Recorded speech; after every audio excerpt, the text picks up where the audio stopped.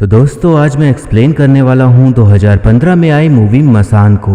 इसकी IMDb rating है 8.1 out of 10 जो कि काफी सही है क्योंकि मूवी भी काफी ज्यादा अच्छी है। मैं मूवी को एक्सप्लेन करूंगा लेकिन उससे पहले अगर आप हमारे चैनल पर नए हैं तो नीचे लाल कलर से लिखे सब्सक्राइब को दबाकर ग्रे कर दें। इससे आप हमारे चैनल से जुड़ जाएंगे और आने वाली वीडियोस को देख पाएंगे। तो मूवी की शुरुआत में हम एक देवी नाम की लड़की को देखते हैं जो कि कान में ईयरफोन लगाकर एक ऐसी वीडियो देख रही होती है जिसकी आवाज सुनकर ही लोगों के तन बदन में हलचल सी मच जाती है और उस वीडियो को लोग अकेले या अपने पार्टनर के साथ देखना पसंद करते हैं। फिर इसके बाद देवी अपना बैग उठाकर कहीं जाने के लिए निकल जाती है। फिर हम देखते हैं कि वो एक पब्लिक टॉयलेट में जाती है और वहां अपने कपड़े चेंज करके एक शादीशुदा औरत के गेटअप में आ जाती है। उसके बाद वो एक लड़के से मिलती है और फिर वो दोनों एक होटल में जाकर वहां रूम बुक करा लेते हैं। यहाँ हमें पता चलता है कि देवी शादीशुदा वाले गेटअप में इसलिए आई ताकि होटल वाले को लगे कि वो दोनों हस्बैंड वाइफ हैं। अब रूम के सारे खिड़की दरवाजे बंद करके और टीवी को ऑन करके वो दोनों एक दूसरे के सामने आकर खड़े हो जाते हैं। तभी लड़का देवी को एक गिफ्ट देता है। फिर उसके बाद वो दोनों ही एक दूसरे के करीब आने लग जाते हैं क्योंकि दोनों लोग यही सोचकर होटल में आए थे कि वो एक दूसरे के साथ संभोग करेंगे क्योंकि दोनों की ही यही इच्छा थी। शायद इसीलिए देवी वो वीडियोस देख रही थी ताकि वो इस मोमेंट में वो सभी चीजें अच्छे से कर पाए और उस पल को पूरे तरीके से फील कर पाए। उन दोनों के अंदर जो इस क्रिया को लेकर जिज्ञासा थी वो उस क्रिया को करके उस जिज्ञासा को दूर करने लग जाते हैं। लेकिन तभी वहां पर पुलिस आ जाती है और जबरदस्ती रूम के अंदर घुस आती है और वो दोनों उसी हालत में मौजूद होते हैं। पुलिस वाला घुसते ही उन पर यह इल्जाम लगाने लग जाता है कि वो यहाँ पर किसी प्रकार का गलत काम कर रहे हैं और वो फिर अपना मोबाइल निकालकर उसी हालत में देवी का वीडियो बनाने लग जाता है। जो होटल वाला था उसी ने पुलिस को खबर दी थी कि यहाँ एक कपल आया है, तो इस वजह से पुलिस वहाँ अचानक से आधम की थी और उन दोनों के डर को समझ गई थी कि इस बात को छुपाने के लिए वो कुछ भी कर सकते हैं। इसीलिए पुलिस वाला उन्हें और भी ज्यादा डराने लग जाता है। लड़का डर के मारे बाथरूम के अंदर ही छुप जाता है तो पुलिस वाला उससे कहता है कि बाहर आओ वरना मैं तुम्हारे घर में फोन करके सब कुछ बता दूंगा। पुलिस वाला ऐसे ही डर का माहौल बना रहा होता है और जो पुलिस हमारी रक्षा के लिए होती है वो खुद वहाँ क्रिमिनल का काम कर रही थी। वो लड़का जिसका नाम पीयूष था वो दरवाजा नहीं खोल रहा होता तो पुलिस दरवाजा तोड़ देती है तो पता चलता है कि पीयूष ने अपना हाथ काटकर अपनी जान दे दी है। अब पुलिस वालों ने तो सोचा ही नहीं था कि ऐसा भी कुछ हो जाएगा तो वहां का माहौल एकदम ही बदल जाता है। देवी के सामने ये सब जो हुआ उसे समझ ही नहीं आ रहा था कि ये सब अचानक से क्या हो गया और वो पूरी तरह से सुन्न पड़ जाती है क्योंकि वो क्या सोच के आई थी और अब क्या हो चुका था। अब हम देखते हैं कि देवी पुलिस स्टेशन में बैठी होती है और उसके पिताजी को बुलाया जाता है। पुलिस वाला बताता है कि अगर लड़का मर गया तो आपकी बेटी पर अबेटमेंट ऑफ सुसाइड का केस बनेगा और तब लड़की की पूरी जिंदगी बर्बाद हो जाएगी, लेकिन फिलहाल जमानत देकर इसे ले जाइए। बाप बेटी दोनों ही घर आ जाते हैं और तब पिताजी देवी को 3-4 थप्पड़ मार देते हैं क्योंकि उनके अंदर गुस्सा भरा पड़ा था। पिताजी के मन में कई सारी बातें चल रही थीं जो शायद हर पिता के मन में चलती कि अगर ये बात किसी को पता चली तो बदनामी होगी या फिर शादी कौन करेगा या फिर अब आगे क्या होगा अगर लड़का मर गया तो। पिताजी को समाज का भी डर था क्योंकि समाज के हिसाब से तो देवी का ऐसे होटल में जाना और किसी के साथ संभोग करना वो गलत ही माना जाता और लड़की के ऊपर कैरेक्टरलेस का ठप्पा लगा दिया जाता। तो इसी बात का पिताजी को डर था कि ये बात बस बाहर ना जाने पाए। अब इसके बाद हम एक लड़के को देखते हैं जिसका नाम दीपक होता है और वो अपने पिता और भाई के साथ बनारस के शमशान घाट पर मरे हुए लोगों को जलाने का काम करता था। हम देखते हैं कि दीपक अपने दोस्त के साथ होता है और उसका दोस्त एक बड़ा सा टेडी बियर लेकर एक लड़की को हैप्पी बर्थडे विश करने के लिए जाता है। लड़की की दोस्त जिसका नाम शालू होता है वो लड़के से बहस करने लग जाती है कि ये घर पर क्या बोलेगी कि इतना बड़ा गिफ्ट कहाँ से आया। इसी बीच दीपक शालू को देखता ही रह जाता है और उसे वो पसंद आ जाती है। देवी के पिताजी कोई बहुत बड़ा काम नहीं करते थे बल्कि घाट के किनारे उनकी छोटी सी दुकान थी और कर्म कांड कराने का काम करते थे। उनकी दुकान में एक छोटा सा अनाथ लड़का काम करता था जिसका नाम झोंटा होता है। अब हम देखते हैं कि पुलिस वाला उनके घर पर ही आ जाता है और बताता है कि अब लड़का मर चुका है तो लड़की के ऊपर अबेटमेंट ऑफ सुसाइड का केस बनेगा। पिताजी कहते हैं कि लड़का तो आपके सामने मरा है और आपके डर की वजह से मरा है। इस बात पर पुलिस वाला कहता है कि जो हो रहा था उसका वीडियो अगर निकल गया तो लड़की बहुत लंबा फंस जाएगी, लेकिन मैं इस केस को दबा सकता हूँ, लेकिन उसके लिए आपको 3 लाख रुपए देना होगा। पिताजी परेशान होकर कहने लग जाते हैं कि हमारे पास देने के लिए इतने पैसे नहीं है, लेकिन हम कुछ पैसे तो दे सकते हैं। पुलिस वाला एकदम गुस्सा जाता है और जो वीडियो उसने बनाया था उसे दिखाकर कहता है कि अगर ये हर जगह फैल गया तो आप और आपकी बेटी दोनों ही बदनाम हो जाएंगे, तो बेहतर होगा कि जितना पैसा मांगा है उतना दे दो, और यहाँ हम आपकी इज्जत बचाने आए हैं, इसलिए 3 दिन बाद 1 लाख रुपए मिल जाने चाहिए। पुलिस वाला उस वक्त भी पैसे के लिए ही होटल के रूम में घुसा था और लड़के के मरने के बाद भी उसकी पैसों की भूख नहीं मिटी थी, तो अब लड़की की इज्जत बचाने का भूलकर पैसा खाने का मन बना लिया था। देवी इस दुख के दलदल में पूरी तरह से फंस चुकी थी। वो एक तरह से ये मानने लगी थी कि शायद अगर वो उस होटल में ना गई होती तो ऐसा कुछ होता नहीं और पीयूष भी नहीं मरता, तो वो उसकी मौत का जिम्मेदार खुद को ही मान रही थी और इन सब में अब उसके पिताजी भी फंस चुके थे।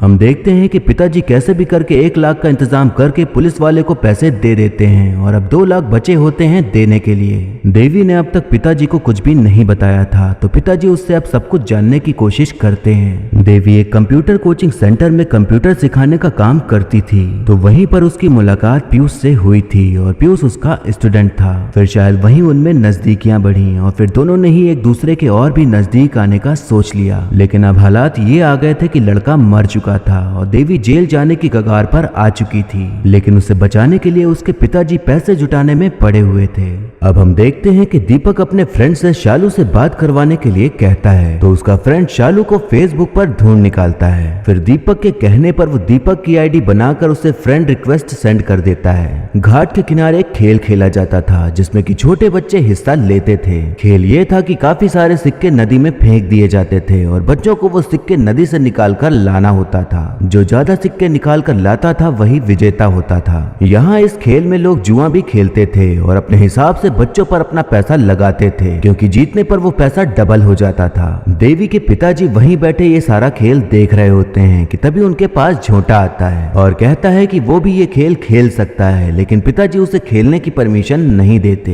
पीयूष और देवी एक ही कोचिंग के थे, तो उस कोचिंग में सारी खबर फैल चुकी थी, तो वहां से देवी को वहां के सीनियर लड़के से गंदे गंदे कॉल्स आने लगे थे। देवी तुरंत कोचिंग सेंटर जाती है और वहां से अपना सामान लेकर अपनी नौकरी छोड़ने का सोच लेती है। जो लड़का उसे गंदे कॉल्स कर रहा था उसे रोकते हुए कहता है कि वो सब करते हुए शर्म नहीं आई। देवी कहती है कि जो भी किया हम दोनों ने किया। लड़का कहता है लेकिन मरा तो वो अकेला ही ना। इस बात से देवी कुछ भी नहीं बोलती, क्योंकि वो समझ जाती है कि समाज को समझाने का कोई मतलब नहीं है, क्योंकि वो कुछ ना कुछ गलत इल्जाम लगाने के लिए तैयार बैठा ही रहता है। अब हम देखते हैं कि दीपक और शालू की प्रेम कहानी की शुरुआत हो जाती है और अब धीरे धीरे शालू को भी दीपक पसंद आने लग जाता है। और जिस तरह से हम आम जिंदगी में देखते हैं कि कैसे एक लड़का लड़की के पीछे पीछे लगा होता है ताकि उसे भाव मिल सके, और तब लड़की भी उसे भाव देने लग जाती है, ठीक वैसे ही सब कुछ चल रहा होता है और ऐसा फील होता है जैसे कि ये प्रेम कहानी हमारी ही हो। अब हम देखते हैं कि पिताजी देवी को एक स्कूल में लेकर जाते हैं, क्योंकि वहां उनका थोड़ा सा जुगाड़ लग गया था, तो वो देवी की नौकरी वहीं पर लगवा देते हैं। देवी बिल्कुल नाखुश थी, क्योंकि वहां बहुत कम पैसे मिल रहे थे, लेकिन पिताजी कहते हैं कि कम से कम सामने वाला इज्जत तो दे ही रहा है। अब शालू और दीपक दोनों ही लोग पहली बार एक दूसरे से मिलते हैं ताकि वो एक दूसरे को और अच्छे से जान सकें। दीपक बताता है कि वो सिविल इंजीनियरिंग की तैयारी कर रहा है और फाइनल ईयर में है। शालू अपने बारे में बताती है कि उसे गाने सुनना और शायरियां बहुत पसंद हैं, और ऐसे ही एक दूसरे को अपनी पसंद नापसंद बताते हुए दोनों ही प्यार के पहले रिश्ते दोस्ती में बंध जाते हैं। हम देखते हैं कि देवी अपना काम कर रही होती है, तभी उसके पास एक आदमी आता है जो कि वहीं पर काम करता था और उससे बड़े अजीब तरह से बात कर रहा होता है, जैसे कि उसे उसके बारे में सब कुछ पता हो। देवी को याद आता है कि पीयूष ने उसे एक गिफ्ट दिया था, लेकिन उसने अब तक उसे खोला नहीं था, तो वो अब खोलने की कोशिश करती है, लेकिन वो फिर रुक जाती है, शायद ये सोच के कि अगर उसके अंदर से कुछ ऐसा निकला जो उसकी और याद दिलाए तो वो और भी ज्यादा गम में डूब जाएगी, और अब तो वो इस दुनिया में था भी नहीं, तो उसे खोलने का मतलब नहीं रह गया था। देवी पीयूष के कॉलेज जाती है जहाँ वो पढ़ता था और कैसे भी करके उसके घर का एड्रेस और फोन नंबर निकलवा लेती है। वो उसके घर पर फोन कर देती है, लेकिन उसे समझ ही नहीं आता कि वो क्या बोले, तो वो कुछ भी नहीं बोल पाती और फोन काट देती है। इधर हम देखते हैं कि पिताजी के दिमाग में बस यही चल रहा था कि ज्यादा से ज्यादा पैसे कहां से आए, तो वो उसी खेल में हिस्सा लेने का सोच लेते हैं और झोंटा का भरोसा करके उसे खेलने की मंजूरी दे देते हैं और उस पर ही अपना थोड़ा पैसा लगा देते हैं। खेल शुरू होने के बाद झोंटा नदी के अंदर जाकर तेजी से सिक्के निकालने लग जाता है और उस खेल का विजेता बन जाता है और तब पिताजी को 2 गुना पैसा भी मिलता है, जिससे कि वो काफी खुश हो जाते हैं। हम देखते हैं कि वो आदमी देवी से एकदम ही गंदी बातें करना शुरू कर देता है, क्योंकि जो उसके दिमाग में सोच बनाई गई थी वो उसी सोच की नजरों से देवी को देखने लगा था और यही समझ रहा था कि वो तो किसी के साथ कुछ भी कर सकती है। देवी पिताजी के पास जाती है और कहती है कि हमने नौकरी छोड़ दी है। पिताजी ने ही कहा था कि पैसे कम है लेकिन इज्जत मिल रही है, लेकिन अब तो इज्जत भी नहीं मिल रही थी, तो उस नौकरी का क्या ही मतलब। देवी की नौकरी छोड़ देने पर पिताजी उस पर बहुत चिल्लाते हैं, क्योंकि वो तो बस यही चाहते थे कि वो कहीं भी सेटल हो जाए और उन्होंने कभी भी देवी को समाज के डर से बांधकर नहीं रखा था, लेकिन अब उन्हें समझ ही नहीं आ रहा था कि उनकी बेटी चाहती क्या है। देवी यही चाहती थी कि वो अपने पिताजी का बोझ ना बने और उसकी वजह से उसके पिताजी परेशान ना हो, इसीलिए वो खुद से ही पैसे जुटाने और खुद को संभालने का सोच लेती है। अब हम देखते हैं कि दीपक अपने दोस्तों के साथ होता है और शालू की ही बातें कर रहा होता है। तभी एक दोस्त कहता है कि लड़की अपर कास्ट की है, इसलिए ज्यादा सीरियस मत हो जाना और अगर होना है तो पहले अपने बारे में बता दो, तभी आगे बढ़ना, क्योंकि जरूरी नहीं कि हर कोई समझदार ही हो। दीपक लोअर कास्ट से बिलोंग करता था और शालू हाई कास्ट से, तो हम सभी जानते हैं कि इन दोनों के बीच शादी हो पाना मुश्किल ही रहता है और बाकी सभी चीजें आप सभी जानते ही होंगे कि ऐसा क्यों होता है। तो अब ये बात दीपक को थोड़ा टेंशन में डाल देती है, क्योंकि उसे नहीं पता था कि जब शालू को पता चलेगा तो क्या तब वो उसे एक्सेप्ट करेगी या नहीं। अब हम देखते हैं कि शालू और दीपक मिलते हैं, तभी शालू उससे पूछ ही लेती है कि वो रहता कहाँ पर है। जिस एरिया में दीपक रहता था अगर वो बता देता तो शालू समझ ही जाती कि वो कौन है और कहाँ से बिलोंग करता है, तो वो कोई और जगह बताकर उससे झूठ बोल देता है, क्योंकि वो डर रहा था शालू को खोने से। अब दोनों ही लोग नाव में सवार होकर संगम की सैर करने लग जाते हैं। तभी शालू बताती है कि कुछ दिन बाद हमारा पूरा परिवार बद्रीनाथ के लिए जा रहा है, तो हम भी सबके साथ जा रहे हैं। फिर इसके बाद हम देखते हैं कि दोनों ही लोग एक एकांत जगह ढूंढकर एक दूसरे के बगल में बैठे होते हैं। इसी बीच उस अंगूठी के बारे में बात होने लगती है जो शालू ने पहन रखी थी। शालू बताती है कि अंगूठी बचपन में चाचू ने पहनाई थी और अब मैं बड़ी हो गई, लेकिन ये अंगूठी उतनी ही रह गई, तो अब ये उंगली में ही फंस गई है और निकालने पर भी नहीं निकलती। ऐसे ही दोनों के बीच में बातें हो रही होती हैं। तभी दीपक उसे देखते हुए अचानक से उसके होठों को अपने होठों से छू लेता है। इस एहसास को महसूस करते हुए शालू शर्मा जाती है, लेकिन उसने जो महसूस किया उसे बहुत अच्छा फील होता है, तो उस फील को और फील करने के लिए अब वो भी दीपक का साथ देती है और फिर दोनों ही एक दूसरे की होठों की मिठास को चखने लग जाते हैं। उनकी प्रेम कहानी अब और भी ज्यादा गहरी होती जा रही थी और अब वो एकदम यादगार लम्हे अपनी प्रेम कहानी में लिखने लगे थे, जैसे कि प्यार में पहली बार होठों से होठ छूना या पहली बार गले लगना। और आप में से जितने लोगों ने प्यार किया होगा वो बहुत अच्छे से रिलेट कर पा रहे होंगे, क्योंकि इनकी प्रेम कहानी कई लोगों की प्रेम कहानी जैसे ही है। अब शाम हो जाती है तो दीपक शालू को उसके घर छोड़ने के लिए जाता है। तभी शालू फिर से मजाक में उसके घर का पता पूछने लग जाती है। इस बात से दीपक काफी इरिटेट हो जाता है, क्योंकि बार बार शालू वही सवाल कर रही थी, तो गुस्से में वो कह देता है कि वो घाट किनारे रहता है और लकड़ी इकट्ठा करना और मुर्दे को जलाना यही उसका काम है और हमारा पूरा खानदान ही यही काम करता है। और यही सब बोलने के बाद वो गुस्से में वहां से चला जाता है। देवी ने रेलवे का फॉर्म भर दिया था, तो उसका पेपर देने के बाद उसकी नौकरी वहां लग जाती है। जब वो स्टेशन जाती है तो वहां पर उसे एक आदमी मिलता है जिसका नाम सद्या होता है और वो वहीं पर टिकट काटने का काम करता था। देवी को कंप्यूटर की सारी जानकारी थी, इसीलिए उसे ये नौकरी मिल गई थी, क्योंकि अब कंप्यूटर के जरिए ही टिकट काटने का काम होने लगा था। दीपक का गुस्सा जब शांत होता है तो वो शालू से बात करने की कोशिश करता है, लेकिन वो उसका फोन नहीं उठा रही होती। शालू अपनी फैमिली के साथ बद्रीनाथ की यात्रा के लिए बस से निकल चुकी होती है। शाम होने पर शालू खुद से दीपक को फोन करती है, तो दीपक उससे माफी मांगता है, क्योंकि उसने जिस तरह से बात करी थी वो तरीका ठीक नहीं था। शालू कहती है कि मेरे माँ बाप शायद तुम्हें एक्सेप्ट नहीं करेंगे, क्योंकि उनके ख्यालात थोड़े पुराने जमाने के हैं, लेकिन हम तुम्हारे साथ हैं और मैंने सुना है कि बाद में सब कुछ ठीक हो जाता है, तो बस तुम एक अच्छी सी नौकरी ढूंढ लो। दीपक कहता है कि हम पूरी कोशिश करेंगे और खूब मन लगा के पढ़ाई करेंगे और नौकरी लेकर रहेंगे। शालू कहती है कि बस इतना ही चाहिए और अगर भाग के जाना हो तो भाग भी लेंगे। इस बात से दीपक काफी खुश हो जाता है, क्योंकि अब उसका वो डर खत्म हो चुका था कि शालू कहीं दूर ना चली जाए, और उसे इस बात की भी खुशी थी कि शालू उस पर भरोसा करती है, तो उस भरोसे को कायम रखने के लिए वो खूब मन मन लगाकर पढ़ाई करना शुरू कर देता है। अब हम देखते हैं कि दीपक घाट किनारे अपना वही सारा काम कर रहा होता है जो हमेशा करता था। तभी एक लाश आती है और जब दीपक उसे देखता है तो उसे वो अंगूठी दिखाई पड़ती है जो शालू ने पहनी हुई थी। आसपास के लोग बात कर रहे होते हैं कि एक बस बद्रीनाथ की ओर जा रही थी लेकिन खाई में पलट गई जिसमें कि सब लोग मारे गए। दीपक जब कपड़ा हटाकर देखता है तो वो शालू ही होती है और उस वक्त उसकी हालत ऐसी हो जाती है जैसे उसके पैरों से जमीन खिसक गई हो। आप जिससे प्यार करते हो उससे आपने कुछ टाइम पहले ही बात करी हो और सब सही चल रहा हो और अचानक से आपके सामने उसकी लाश लाकर रख दी जाए। वही सब कुछ दीपक उस वक्त महसूस कर रहा था और वो किसी को बता भी नहीं सकता था। एक तरह से उसका शरीर पूरी तरह से लकवा मार गया था और उसे समझ ही नहीं आ रहा था कि वो क्या रिएक्ट करे। उसके लिए वो पल और भी ज्यादा दर्दनाक था क्योंकि उसे ही अपने प्यार को जलाना था। उसे जलाने के साथ साथ जो उसने शालू के साथ जीने के सपने देखे थे वो भी जल रहे थे। चिता जल जाने के बाद वो उसमें से वही अंगूठी ढूंढ कर निकाल लेता है और निशानी के तौर पर अपने पास रख लेता है। दीपक को इतना बड़ा सदमा लगा था कि उससे उभर पाना उसके लिए मुश्किल ही था और अब वो धीरे धीरे शालू के जाने के गम में बेसुध होता जा रहा था। वो एकदम जिंदा लाश की तरह बन गया था कि चाहे उसके आसपास कुछ भी हो रहा हो लेकिन वो शालू की याद में ही खोया रहता था और पढ़ाई लिखाई में भी मन लगना बंद हो गया था। एक रात दीपक अपने दोस्तों के साथ बैठा होता है और तब वो खूब रोता है और रो रो कर अपना सारा दुख निकालने की कोशिश करता है। उधर हम देखते हैं कि देवी को रेलवे की नौकरी करते हुए 1 महीना हो जाता है तो उसे सैलरी मिली होती है तो वो अपने पिताजी को बताती है। पिताजी इस बात से काफी खुश होते हैं लेकिन देवी कहती है कि ये नौकरी हम बस पैसों के लिए ही कर रहे हैं। फिर इसके बाद हमने सोचा है कि इलाहाबाद यूनिवर्सिटी में पढ़ाई करेंगे और वहीं पर कहीं नौकरी भी कर लेंगे।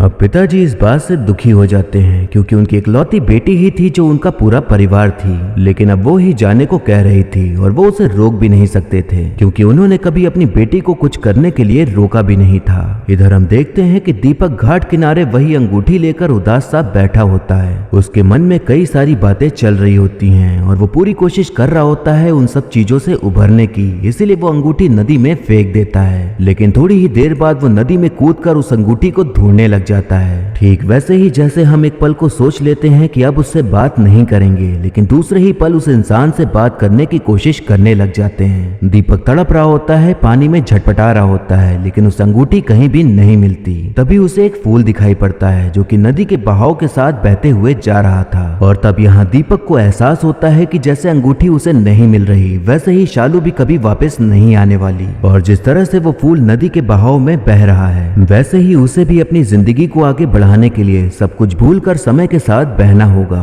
वो सबसे पहले अपने पिताजी के पास जाता है और उन्हें गले से लगा लेता है क्योंकि अब वो समझ चुका था कि जो अब जा चुका है उसे भूलना ही बेहतर है और जो अभी मौजूद है उसके लिए जीना सही है। वो फिर से अपनी पढ़ाई लिखाई में लग जाता है क्योंकि कहीं ना कहीं शालू भी यही चाहती थी कि वो पढ़ लिख कर अच्छी नौकरी करे और इसी में दीपक के परिवार का भी भला था क्योंकि उसके परिवार में वही एक लौता था जो पढ़ाई में इतने आगे था, तो अगर वो कुछ बन जाएगा तो उसका परिवार बहुत खुश होगा। काफी मेहनत करने के बाद इलाहाबाद में आखिरकार दीपक की नौकरी लग ही जाती है और वो अपने सारे दुख को भुलाकर आगे बढ़ते हुए पूरे मन से काम करने लग जाता है। हम देखते हैं कि पुलिस वाला पिताजी के पास आता है ये बताने के लिए कि अभी और भी पैसा देना बाकी है। हमें दिखता है कि पुलिस वाले की खुद की एक बेटी है, लेकिन फिर भी वो किसी और की बेटी का गलत वीडियो बनाकर पैसे ऐंठ रहा है। पिताजी कैसे भी करके पुलिस वाले को पैसे देना चाहते थे, तो अब वो उस सिक्के वाले खेल में पूरे 10,000 झोंटा के ऊपर लगा देते हैं। झोंटा फुर्ती के साथ खेल रहा होता है, लेकिन थोड़ी ही देर बाद वो नदी से बाहर निकलकर नहीं आता। एक आदमी तुरंत नदी में कूदकर झोंटा को बाहर निकालता है, लेकिन वो होश में नहीं होता। पिताजी उसे लेकर सीधा हॉस्पिटल की ओर भागते हैं और तब वहाँ झोंटा को होश आ जाता है। पिताजी को खुद पर गुस्सा आ रहा होता है कि पैसे के लालच में उन्होंने एक बच्चे की जान खतरे में डाल दी थी। झोंटा तभी पिताजी को एक अंगूठी देता है और कहता है कि ये अब आपकी है क्योंकि मैंने सारे पैसे आपके डुबा दिए। ये वही अंगूठी थी जो शालू पहनती थी और जिसे दीपक ने नदी में फेंक दिया था। किस्मत का खेल ऐसा कि वो पिताजी को मिल गई थी। अंगूठी सोने की थी तो पिताजी उसे बेच देते हैं और पुलिस वाले द्वारा मांगी पूरी रकम चुका देते हैं। अब हम देखते हैं कि देवी इलाहाबाद के लिए रवाना हो रही होती है तो उसके पिताजी और झोंटा उसे रेलवे स्टेशन छोड़ने के लिए आए होते हैं। इलाहाबाद पहुंचकर देवी पीयूष के घर जाती है क्योंकि उसके मन में कहीं न कहीं यही चल रहा था कि उसकी वजह से वो मरा था, तो वो उस चीज को बताना चाहती थी कि वो वहां मौजूद थी। लेकिन ये जानने के बाद पीयूष के पिताजी उसे थप्पड़ मारकर घर से भगा देते हैं। देवी वहां से निकलकर संगम किनारे आ जाती है और अपने बैग से वो गिफ्ट निकालती है जो पीयूष ने उसे दिया था वो उसे बिना खोले नदी में विसर्जित कर देती है। एक तरह से वो उस गिफ्ट को अपने से दूर करके अपने दुख, दर्द, पीड़ा और पछतावे को भी दूर कर रही थी और उसने सोच लिया था कि अब वो सब कुछ भूल कर और चीजों को एक्सेप्ट करके आगे बढ़ेगी क्योंकि वही उसके लिए सही है। वो इन सारी बातों को याद करते हुए रोने लग जाती है क्योंकि अब वो आगे कभी इस चीज को लेकर रोना नहीं चाहती थी। तभी हम देखते हैं कि दीपक वहीं पास में ही बैठा होता है और देवी को रोता देख उसे पानी देने के लिए चला जाता है। दीपक और देवी भले ही कभी एक ही शहर में रहकर कई बार टकराए होंगे लेकिन वो एक दूसरे को नहीं जानते थे, लेकिन किस्मत ऐसी कि दो टूटे हुए लोग आज एक दूसरे से मिल गए थे। ये वो दो लोग थे जिन्होंने अपने पास्ट को भूलकर वर्तमान को जीने का सोच के फ्यूचर को अच्छा करने का सोच लिया था। तभी वहां पर एक नाव वाला आता है और उन दोनों से संगम की सैर कराने के लिए कहने लगता है। वो दोनों ही नौका पर बैठ जाते हैं और फिर धीरे धीरे उनमें बातें होना शुरू हो जाती हैं और फिर इसी के साथ मूवी यहीं पर खत्म हो जाती है।